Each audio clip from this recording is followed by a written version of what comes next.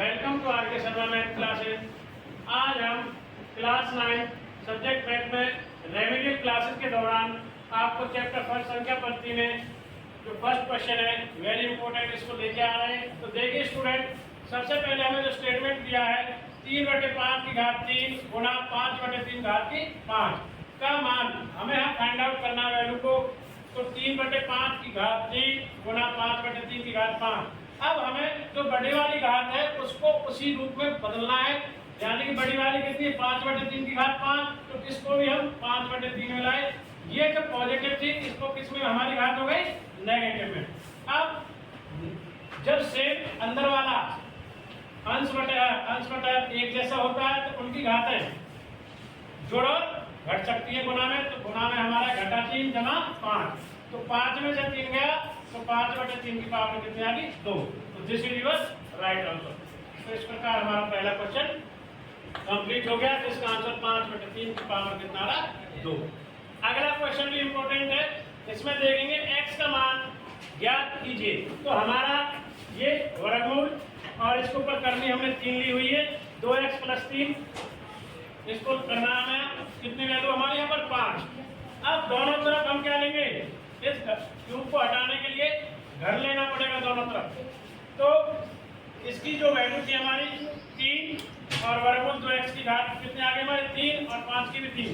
5 की 3 की वैल्यू को हम ओपन करेंगे इधर, 5 गुणा 5 गुणा 5, 5 के 25 और 125 आ जाता है। अब जो करनी पे 3 थी वो 1/3 में चले गए, 3 से 3 कट गया तो वैल्यू हमारी कितनी रह गई 2x जमा 3 बराबर। अब 5 की 3 को हमने किस में बदल लिया 125 में। अब 3 हमारे यहाँ बचा, प्लस का ये हमारा लेफ्ट साइड से राइट साइड जाएगा, नेगेटिव हो जाएगा माइनस में। 125 से जब 3 गया तो 22, 2x बराबर 122। तो 122 को 2 से काटेंगे तो 61, तो इसलिए x बराबर है 61। तो x का वैल्यू है 61। This is your right. तो दूसरा भी हमारा पहला हो गया था, अब दूसरा। तो अब आगे बढ़ते हैं नेक्स्ट, जो हर बार एनसीईआरटी का वेरी इंपॉर्टेंट क्वेश्चन है और हर बार 9th जो कक्षा है सीबीएसई पैटर्न में हर बार आता है। तो देखेंगे यहाँ पर हमें P/Q का जो क्वेश्चन दिया है, क्वेश्चन नंबर 3 इंपॉर्टेंट है। अशांत आवर्ती दशमलव प्रसार 1.27 के ऊपर बार है, यानी कि पुनरावृत्ति को P/Q के रूप में व्यक्त कीजिए। 3 मार्क्स में आता है, 3 मार्क्स में x बराबर 1.27 यानी 1.27 के ऊपर बार। इसका मतलब है 2727 1.2727 पुनरावृत्ति इसकी हो रही है। दोनों तरफ 100 से गुणा करने पर, तो दोनों साइड हम 100 से क्या करेंगे गुणा, 100 गुणा x और 100 गुणा 1.272727। तो ये मल्टीप्लाई के बाद कितना है 100x।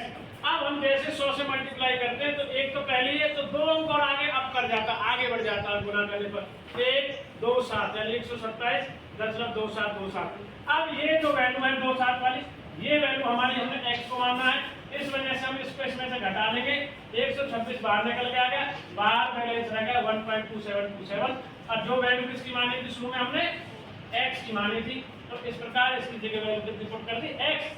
अब x वालों की तरफ जाएगा, यानी कि राइट साइड से लेफ्ट साइड, ये 100x में से क्या होगा माइनस, तो 99x और इधर 126। तो x बराबर 126 अपॉन में 99, यानी x बराबर 126/99। तो ये हमारा 9 से कटेगा, 126 को काट के हमारा 14 आएगा और नीचे 99 को 9 से काटेंगे तो 11 आएगा। तो इसलिए इसका जो राइट आंसर है 14/11। तो this is your right answer. तो x का वैल्यू आया 14/11। तो आज की वीडियो के माध्यम से हमने कक्षा 9 में रेमेडियल क्लासेस के दौरान बच्चों को चैप्टर फर्स्ट संख्या पद्धति में पहला क्वेश्चन, दूसरा और तीसरा तीनों इंपोर्टेंट क्वेश्चन कराएं, जिनकी जो आगे आने वाली मिड टर्म एग्जाम में आने की बहुत ज़्यादा संभावना। थैंक्स फॉर वॉचिंग आर के शर्मा क्लासेस। इसी प्रकार नेक्स्ट वीडियो मिलते रहेंगे।